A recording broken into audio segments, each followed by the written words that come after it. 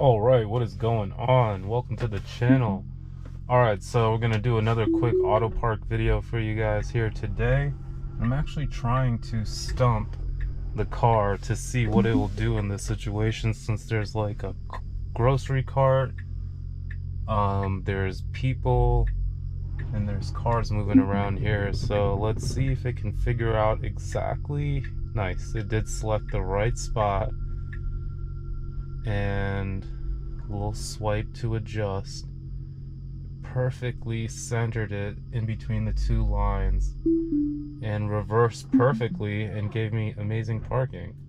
And it did consider the grocery shopping cart that's just here to my right.